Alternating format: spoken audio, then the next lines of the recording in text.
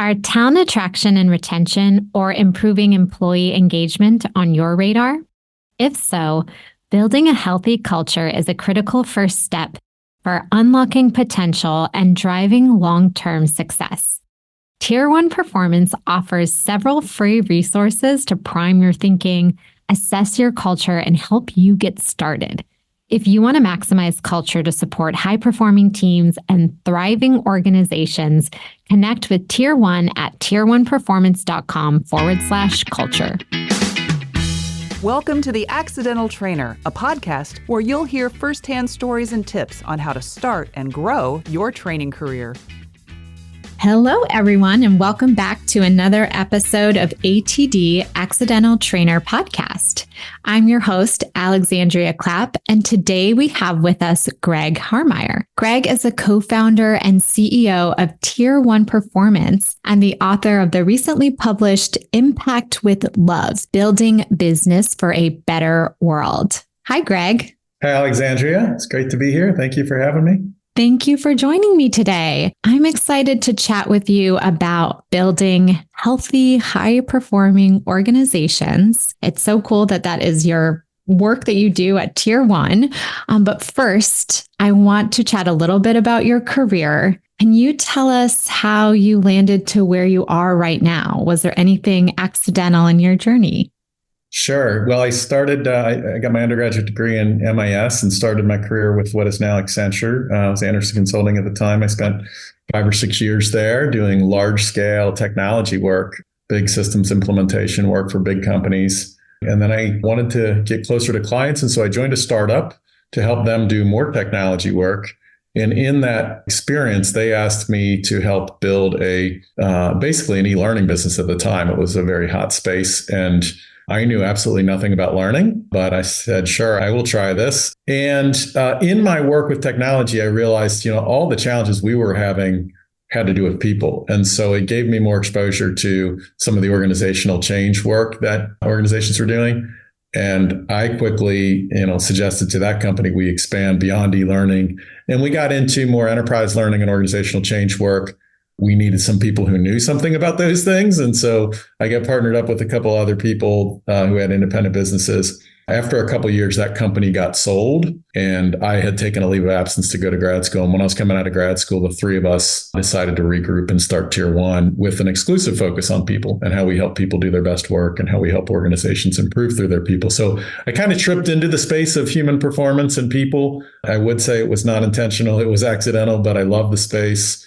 I learned that it really is a passion area for me of how you create organizations that help people be their best and do their best. And that's been our 21-year journey at Tier 1, is trying to build an organization that really positively impacts people's lives internally, creating space to help people do their best work, but also for our clients, helping them help their people to be their best and improve the performance of their organization by doing that. I know we'll talk about the book, but that really gets into this idea of building a better world. We think when we help people do their best work internally or externally, you have a ripple effect on the world, and people go home more fulfilled, more satisfied, less stress, less anxiety, better spouses, better parents, better community members. And that's a big driver for us and always has been, is the idea of creating a better world through the work we do. I love that. I'm sure it resonates with so many people in this industry. Love helping support people do their best. And I love that you mentioned this ripple effect, whether I think different academics call it different things, whether it's ripple effect or snowball or keystone habit, or like, what's the one thing that you start with and it has this domino effect. I'm fascinated by that. So let's talk about your book, Impact with Love. I think you're talking a little bit about part 1. All of that, you're starting with the people, with belief, with impact. You talk about love. I want to jump to the design part, doing the work. You talk about culture, and it's just, I keep hearing, someone who has maybe identified for a while as a trainer or an instructional designer, and sort of how the roles have shifted and they have a responsibility now to help be a part of helping create the ecosystem, the culture in their organization. You talked about operating models in your book. So I'd love to start there. You had some insight in terms of traditional operating models and maybe they have limitations. Maybe that's a place for us to start the conversation and level set. And you can help fill us in on maybe what's missing or the challenges with some traditional operating models that businesses have. Sure. Well, I think for me, culture and strategy and operating models are all intertwined, and it's hard to separate them. And sometimes we think about culture as just kind of the overall experience, and that is part of it. I think culture is the lived experience that is felt by people inside an organization. It's accumulation of the behaviors, how people treat each other, what is rewarded, what is valued. I sometimes say it is the manifestation of leaders' beliefs about how people should work together to get things done. That's a mouthful, but I think there's truth to it. Like, leaders have implicit beliefs about what they want, how they want people to work together, what they want them to focus on, how hard they want to work, what those things should look like. And they design an environment that people feel and experience. And that's what we think of as culture. We believe there isn't a right culture, but there are healthier cultures than others, and healthier cultures send people home healthier. So I think that's an important aspect of it. And for us, clarity, consistency, and trust are key parts of culture. So you need an environment where people trust each other. If you don't, you will send people home with a lot of stress and a lot of anxiety and a lot of issues. Clarity of what you want to be. If you're a highly competitive organization, that's okay, but be clear about that. Don't pretend you're not. And then being consistent. Like, I was always struck in the pandemic, early in the pandemic, when you heard many companies say, like, we're all in this together. And then literally within a week, they would lay people off. I'm like, well, we're clearly not all in this together if not all of us are staying together. So be consistent with what you're saying and doing. Everybody has to make choices and decisions, but being consistent is critical. The operating model piece, to me, is a really critical aspect of culture that I don't think gets talked about enough. How we work together, how we operate, the structures, the systems, the processes, the technology, everything that we do is part of the experience we have. And it is a big part of the culture, and it creates the experience we have. And so I think looking deeply at how an organization's systems and structures work together get to the source and root of a lot of cultural questions. And I do think we rely as an economy and a society too much on traditional models that have some limitations around, flexibility, around client focus, around agility, around how people are measured.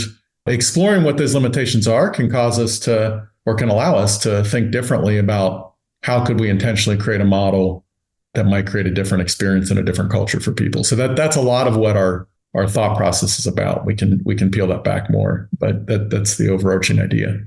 Yeah. Oh gosh, flexibility. And that is a big thing that I hear that folks are looking for nowadays, where could be a make or break whether or not you want to stay with an organization. So I do think it's interesting. You mentioned that can be a limitation for a traditional operating model. And agility seems like another make or break skill that an individual needs to have to function in a workplace nowadays.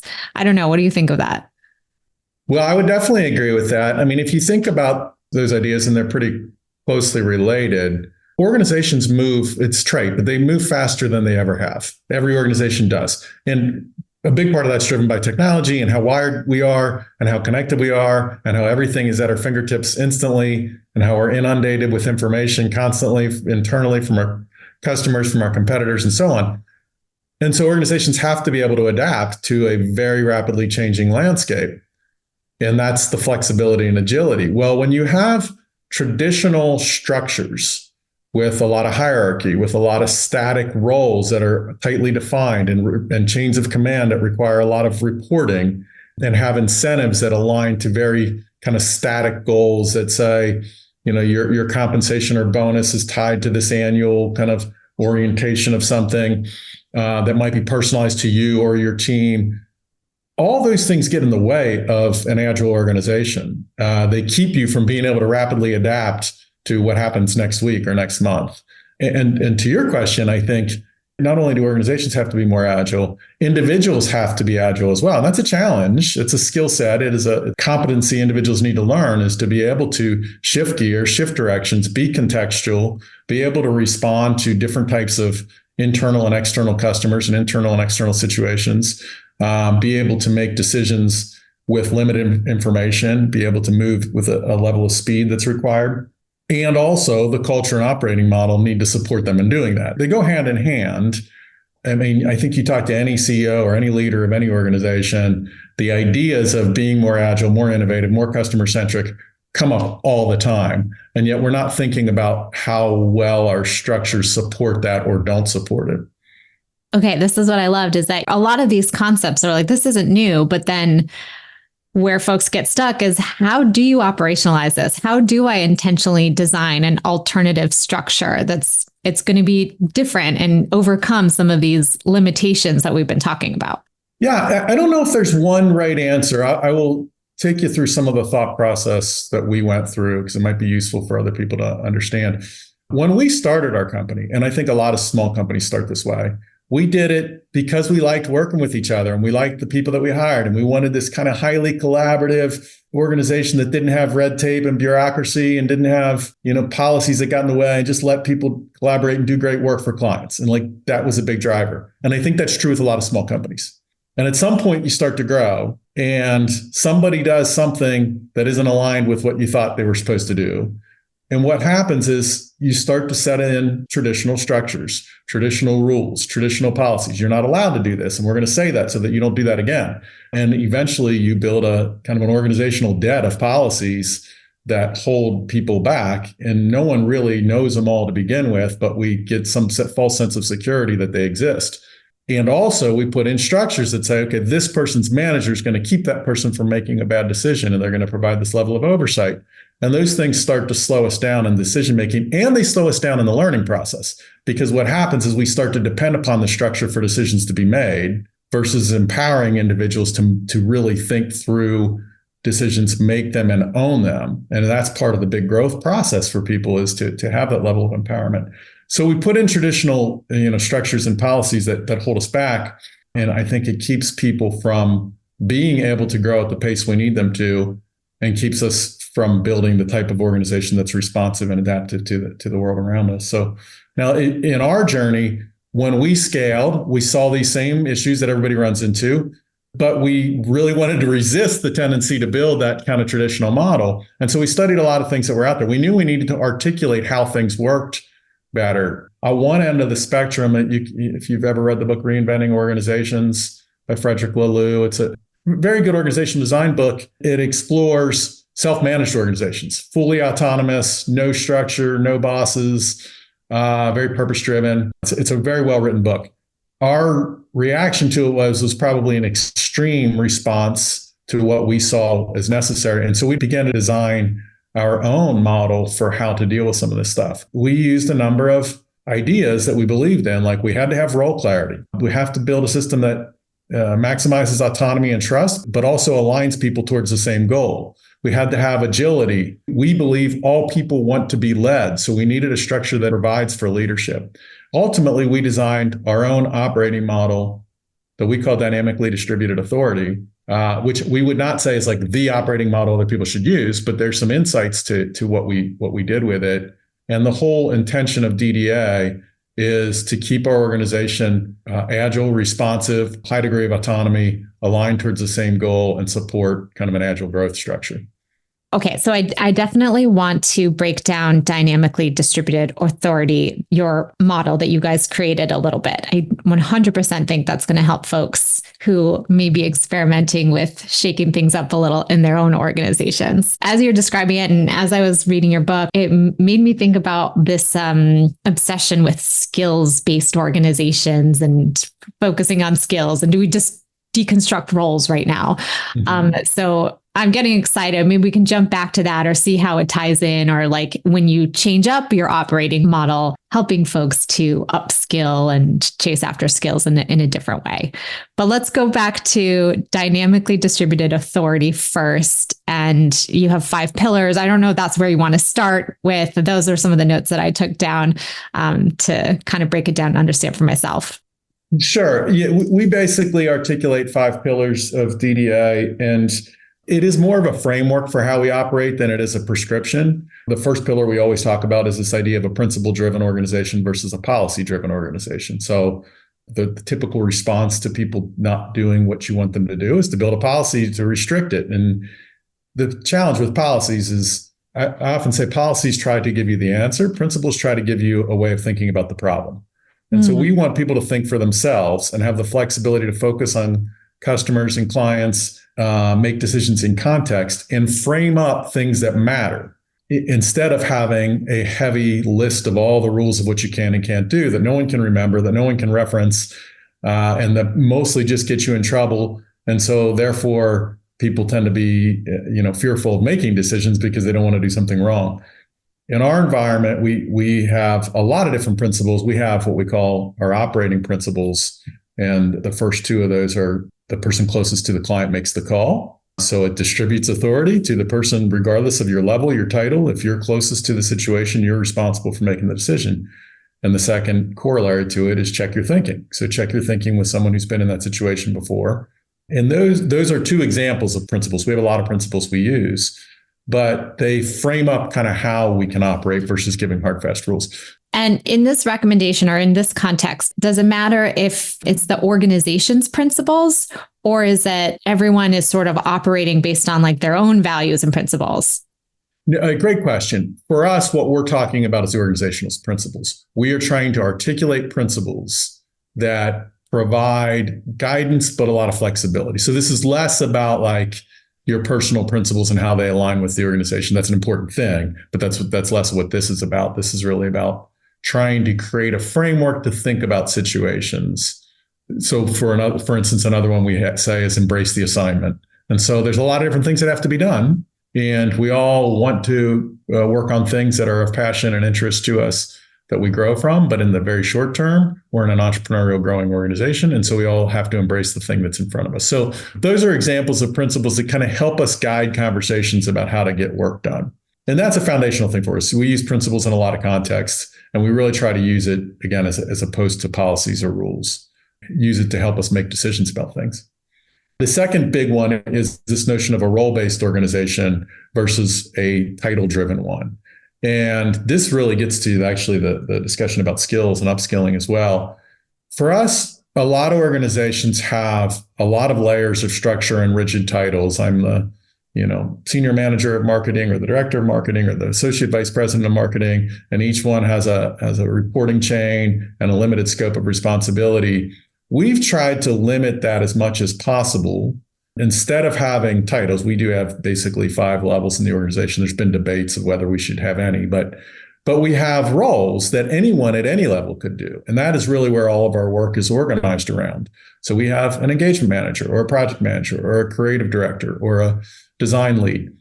But these aren't things you promote into. They're things that you explore. And I'm a designer and I would love to be a creative director on a project. And so we're going to find how to get you in that opportunity so you can build those skills and explore that. And those roles have definitions of what's expected of you. The concept of dynamically distributed authority is that we all take on different roles and we form dynamic teams. And in those teams, there are hierarchies. So this is not a complete flat organization structure. It is a dynamic one. So on one project team, I could be the engagement manager and leading 10 other people work towards clients. On another project team, I could be a learning strategist working for another engagement manager doing the learning component of what's being done. Again, we don't have titles or promotions that restrict what I'm allowed to do. It's more based on, am I qualified and what does that role look like and how do I get the skills? And so that's where skills come into play because skills really align with roles and we can define what types of skills are needed for what types of roles. What we're really trying to take out is the arbitrary promotion process and static structures that limit people from moving around an organization and limit the flexibility and agility of the organization. I love that because it can kind of ebb and flow with what's happening in your life, where from one year, there's certain projects where you take on this certain role, and then in others, maybe you don't. And that just feels like it fits in with the seasonality of life very well. Great observation and insight. I think that's 100% true. There are stages of your life where you want to be challenged more and really lean into something that's going to be really difficult. And other stages where you're like, I'm really good at this role. I know how to do it. I've got too many things going on in my life to add, stressful growth challenges. And so this type of model supports that. You choose the path that you want to be on. We have a saying that you own your own growth. The idea is like nobody has more vested interest in your growth than you do. And we will surround you with all kinds of structure and resources and support to help you with that. But you've got to really think about where you want to go and how fast and what path and what types of things matter to you. So that is a big part of the role-based organization that DDA relies upon. The other foundational tenets of DDA are the idea that we're metric informed. We sometimes talk about using metrics to align, not to punish. So in a highly distributed organization where people have a lot of autonomy, we need to have metrics to be able to know, we see them as a communication tool. Like, let's talk about what we think the outcome of this situation is going to be and what measures would we use to know that. And then you go off and run and do it. And then we'll keep tabs on metrics. And if we see we're off course, then it's an opportunity for us to reconvene, collaborate, work together to figure out how to get back on course. So metrics are very important in this structure because they're what allow us to distribute authority more without having to feel like we have to micromanage things. The fourth tenet is something we call unified ways of working. So there are very core things that we need to do the same way. So that we're just avoiding chaos. So we're not all just doing our own thing over and over. It sounds basic and simple, and most organizations have that, but it is, again, if you have a highly distributed autonomous organization, there are core stuff around like how we hire people or what offer letters look like, our onboarding process that just need to be done the same way. So it's easier to work together and even basic technology stuff. And then the fifth tenet is what we call empowered and accountable. And so that has to do with how we show up. So if we're going to have this autonomous organization, we have to teach people what it means to be empowered and what it means to be accountable. And so that's a really critical piece because this only works if everybody leans into it in a common way. Well, to go back to the unified ways of working, and this one was funny to me because this is where you talked a lot about the bureaucracy, the challenge, like the red tapes where it gets frustrating, then you're limiting people's innovation or motivation or all of these things. But like you do still actually need to have some systems, some processes in place, like the Goldilocks situation. And I think finding those can be a difficult transition. You gave an example, I guess, just very briefly of like a hiring process. How long might that have taken to kind of transition away from maybe a more rigid structure that you had in place before, or maybe you never did, or maybe it's with when you're working with a client where they're trying to transition away from this rigid structure into something that is more flexible, but is this unified way of working? For us, it was probably the opposite of where we were more on the other end of the spectrum where as we got bigger and didn't have much of this, it could feel a little chaotic. And like, why do we have 5 teams starting projects so differently? And so every time I'm on a new project team, the kickoff meeting with the client is different every time, or the statement of work is written differently every time. And so those types of things that really don't have any value to be unique, they don't support individual creativity or expertise, we need to get more consistent about. That's where we were coming from. So I think the tension of the spectrum is heavily processed rules, like you have to follow this process every single time. There are certain industries where some of that makes a lot of sense, right? In healthcare, there's probably implications, life or death, if you don't follow certain processes. So you need to know which ones matter. So not dismissing any of that, but it's getting intentionally more clear about what actually does matter or doesn't. And I think one of the mistakes organizations make is they proceduralize or develop processes for anything they perceive can be done more efficiently. So the efficiency becomes the end game. Like if we can create a process that's going to make it more efficient or more consistent than that, then we should do it. And I don't think that's necessarily true. I particularly don't think it's true if you want a customer-centric agile organization, because that process is going to define the answer to every question.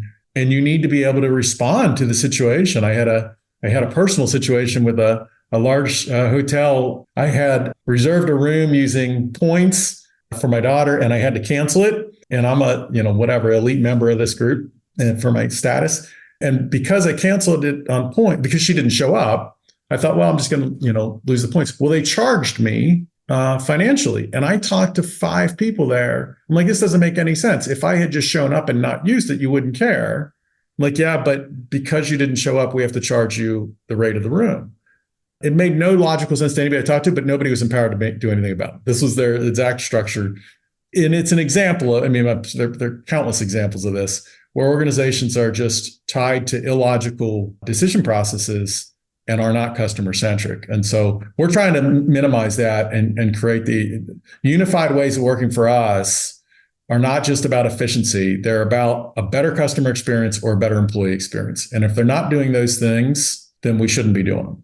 Great example, because then in that situation, these poor people working at the hotel are like now having a dissonance and starting to feel disconnected from the organization that they're working with, because they're like, this doesn't make sense. And I feel for you, and that sucks, but I'm powerless. Where when you kind of get that out of the way, you are more aligned with your organization, then you trust like your organization. It's like win-win-win. 100% correct. I think the individual feels better about who they're about their own empowerment, about their ability to help somebody, about what their organization stands for and does. You get more engagement and the customers are happier. It's just a virtuous cycle. There is a fear in organizations to allow people to do that because on occasion they're going to make a bad decision. And so that fear often outweighs the understood value of the benefit of it. You have to be willing to live with some of the outcomes and use them as learning experiences. And so instead of trying to create the rule to tell somebody exactly what to do, if they made a bad decision, then use it as a growth opportunity. And they're going to be that much better as an employee as a result of having gone through that discussion. They're going to be that much more trusting because they recognize maybe it was the wrong decision and they still had support. And so there's so much benefit that can come out of creating that environment. You started talking about growth opportunity, facilitating growth. So maybe we can jump to that chapter. And I had a couple of notes or questions. So one I really loved, and you mentioned it when you were talking about the dynamically distributed authority model, this role-based pillar.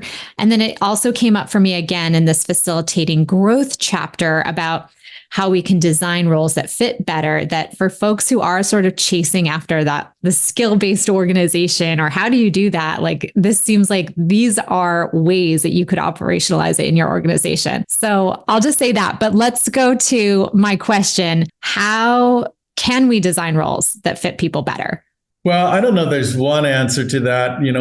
As you cited in that book, in that chapter, we cite some perspective on some things. And, one real basic starting point is trying to help distinguish between performance and outcomes. Too often we conflate outcomes as the performance of the individual, and outcomes really have other factors in play. Were we doing the right things? Do we have the right culture, the right environment, the right system? There's all kinds of things that affect outcomes, and help people understand that that's a separate thing from how people are performing. Also understanding how important team dynamics are in performance. So it's not just your individual skills and contribution, but the affect you have on a team dynamic.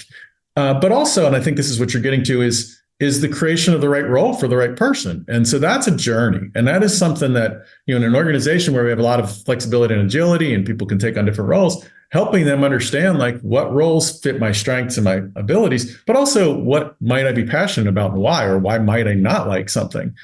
So there's an element of getting clear about the dimensions of the roles. One of the models that I talk about is looking at roles along 6 dimensions. I believe there are 6 things that go into every single role, 6 types of work: strategy work, design work, production work, influencing people, managing people, leading people. And every role, I think, is a composite of some of those 6 things, whether it's an instructional designer who might be doing a lot of maybe production work, or maybe they're doing a lot of design work of layout of a course, and maybe they're doing a lot of production work of content in a certain format. But they might also be influencing, graphic designers to help support their work, or they might be managing or leading other instructional designers, depending on the structure. And they might be doing overall learning strategy. And so, depending on the team, the proportion of those things might vary. I think that same framework applies to a CFO. Like, they might be developing a strategy for capitalizing a business, and they might be designing a financial model. They might be producing reports of some sort, influencing, managing, leading, so on. Every role, I think, has different proportions of each of these. One of the things I find when people are in roles that are not fulfilling, it's because they're missing something in this framework that they really value. I don't do enough strategy work, or I don't get to lead people enough, or I do too much of one of those things. And so I think it's just a thought framework for conversation about what type of role am I looking for. One reason I liked it is because I have this like fear of missing out of all of the things. I want to do all of the different types of tasks and activities, which is dangerous because you can burn out. You literally cannot do everything and every job and every task. So it excited me as a framework for like, okay, if these are some big picture buckets of types of actions that you do or characteristics or dimensions of your role, then, maybe you don't need to take on that extra project because you're already doing this producing and managing and leading task, or you're already designing and strategizing, or maybe wait till one of these things rolls off before you grab another one. You're already doing the designing. You don't need to go grab another designing activity.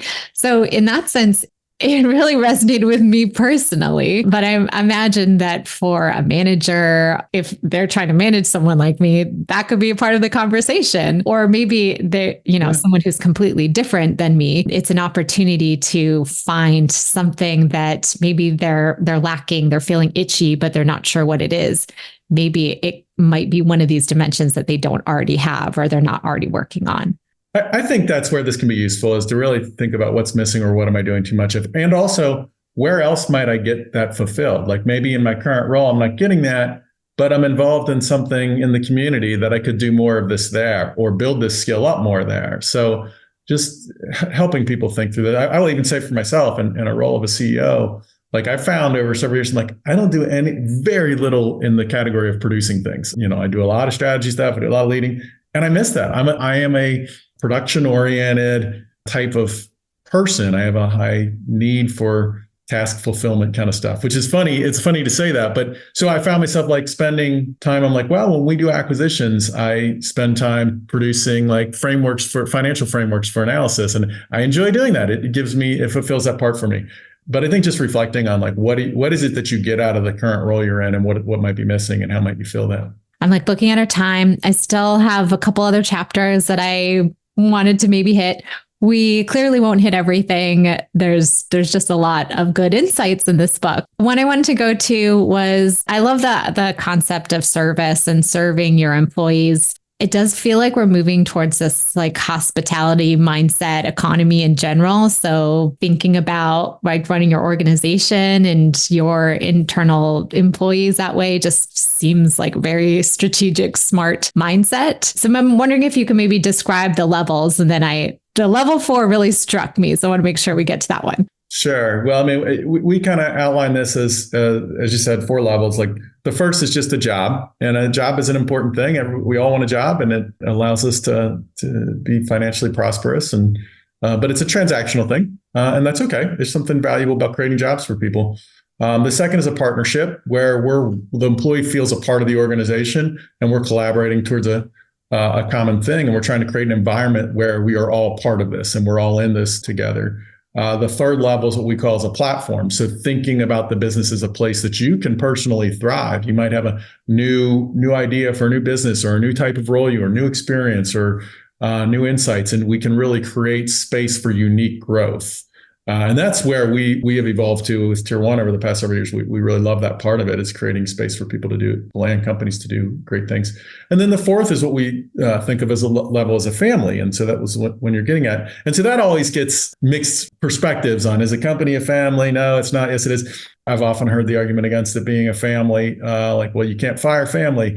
And I'm always like, that's a little bit basic, because it's like the whole point of an organization is to be able to fire people. I mean, like that's one element of it. To me, the perspective of a family is simply caring about people beyond the transaction of the business and having a long-term care about their well-being. That doesn't mean they're going to work there forever. So the implicit that if somebody should leave, quote unquote, be fired, if you want to use that term, it's the same as like family members should leave the house or go off on their own at some point or whatever. So there are analogies that don't work with a family, but there are some that do work. And the idea of an authentic long-term care for each other and the well-being of people beyond what it means inside the transaction of the work is what we're really talking about, an organization that actually cares about the long-term well-being of people.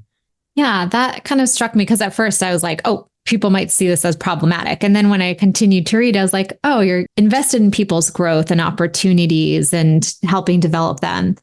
I think there was an example in another chapter of having to fire someone because like trust had been broken. There wasn't going to be able to be a way to rebuild trust. And it just got me thinking about trust. I think this probably comes up a lot for people of like, when is it the point of no return? Like you can't rebuild back that trust. Like it's an important topic that gets its own chapter in your book. And I see that as like coming up a lot in different places. I can't tell if I'm even articulating my question as I'm trying to tie different pieces together. Have I articulated a question? Well, I think the topic is an important one, and that is the development of trust inside an organization. I think it's the central piece of a healthy organization. It has to be done intentionally. There's a bunch of ways you do it. One is by trusting people. I think transparency has a huge effect on trust. And also there's an important aspect of recognizing everyone's on a different journey of trust. People have their own roots, their own childhoods, their own upbringings, their own adult experiences that shape whether or not they're trusting or not. And that goes into whether you have a trusting organization. You know, your point about like, if you have this environment that you want to love people and you want to operate as a family and you want people, do you still run into these issues? And absolutely you do. That's human nature. It's human beings working together. I like to believe we don't ever give up on the person, but the individual work relationship for either of us might come to an end. And that's okay. It's hard, but it's okay. When do you give up? To me, when we need to provide perspective and direction to someone on where they can go and how they can create value, and they resist the conversation for whatever reason, then it becomes really difficult. It's hard to figure out a path forward, and it might be time to move on. When we're working with people who are struggling with issues, but they're taking the feedback and owning and working on it, we have a lot of patience long term. But when they're deflecting it and not acknowledging it, then we're not communicating well, and we're not aligned on where we have to go. And it's not in anyone's interest to continue that. Okay, thank you for bearing with my not written down question that was all over the place. Well, good. I did actually write down some questions for this chapter, so I want to make sure I ask one of those as well. I couldn't help but think of, again, just like the workforce situation right now. So many people are in a hybrid or remote team. Do you have specific considerations or recommendations for building and maintaining trust that would be different than an all in-person team, or is that not really relevant? I think it's very relevant. I think it's a very timely challenge for everybody. We start with the point of view that there's no right answer to that. If companies believe that they need to be in person 100%, then that's the company's strategic cultural choice, and they need to be clear about that. And if companies want to be 100% remote, that's their choice as well. And for us, we have some various models of hybrid that we work on, and that works for us. People have to choose if they're going to align with that. And just even making those choices creates a lot of tension in itself for us and everyone else. I mean, it's just a tense topic. Some people perceive that of, well, I'm not allowed to work from home, they don't trust me, which may not be the case at all. You know, organizations, there's a bunch of them now bringing people back full time. That might not be the case. It might simply be they believe in the benefits of being together for whatever they are. And so there is a message there that's a difficult one. Now, how do you actually manage the trusting relationship? I mean, you have to be ultimately lean on outcomes matter and team dynamics matter. When you have healthy teams and healthy outcomes, I think that creates the ability to trust more. And when the outcomes aren't where they need to be, or the team dynamics aren't where they need to be, you've got to dig into what's going on. And so I don't think there's a prescription for how you get there. It is harder when you don't see people every day to know what they're doing. That's a reality. And so it does require a higher level of trust. But this isn't all about trust. It is about designing kind of the environment that supports the strategy that you're trying to build. And then as an employee, aligning with organizations that fit what you're looking for. Yeah, I like that you gave the example of coming into the office, because that can be a big hot button topic. I talked to someone who works at a bank where they could do their work remotely. They don't need to go into the office, but they mandate that everyone does, because they do have people who work in their bank who do have to come in. They actually have to be, like, tellers have to physically be in the office. So it is important to their culture that everyone is doing that, even if it's just like once or twice a week. And I thought, that's tricky, but that really makes sense of why they've made that decision. Yeah, that's a great example. And I think it's a very hard part of this topic because most job or many jobs, I shouldn't say most, if I just look at what I'm doing day to day, I might make that case like I don't need to be in an office. A lot of work can be done without being in an office. And organizations, and we're one of them, have the belief that your job's more than just what you're doing. It's helping us co-create an environment with other people. We're hiring junior people. We're hiring new people who want to be around others, and we want to build relationships and all this energy that's created in an office space. For us, that's an important part of it. We're saying hybrid is perfectly fine, but we do need people in person, building connection and relationship. That's an important part of our culture. So every organization's got to get clear about why they're doing whatever they're doing. And then individuals have to determine if that why fits the type of job they want. Okay, I know we could keep going, talking about all sorts of good stuff here. I'm going to put a pin in this conversation for now, just so we can go back to talking about you before we wrap up for today. So can you tell us, do you have any learning goals right now? Are you getting out of your comfort zone lately? Well, I am, because we have a parent entity, Tier 1 Impact, that I'm the CEO of, and Tier 1 Performance is our core operating entity. We have some other ventures and investments, including an AI business that we've launched. And so I have stepped out of the management of Tier 1 Performance for the first time in 20 years. So that's definitely out of my comfort zone. And the learning is so this year is a lot more exploration with outside parties and outside ventures and acquisitions and other things, not knowing where it's going to go. And kind of back to my comment earlier about myself, I'm a pretty hyper productive person. And so being in this gray space of how do I create value this year is very uncomfortable. So maybe we'll talk in a year and I'll let you know how it goes. Oh, yes. I think our listeners would love that. And where can folks find you and keep up with your activity? Well, our website, our parent website is tier1impact.com, and our core company is tier1performance.com. And then I'm on LinkedIn, Greg Harmeyer. I actually do a newsletter that complements the book it's called Points of Impact. Short 3-4 minute reflections every couple of weeks on different things going on inside organizations that might challenge you to think a little differently. Well, we'll make sure to include all of that in our show notes. Thank you so much, Greg. It was a great conversation today. Thanks, Alexandria. I really, really enjoyed it. Appreciate it. Thank you to our sponsor, Tier 1 Performance. Thanks for listening to this podcast from the Association for Talent Development. Be sure to check the show notes for resources mentioned in today's episode. And if you found the show useful or insightful, please be sure to like, subscribe, and share it with a colleague.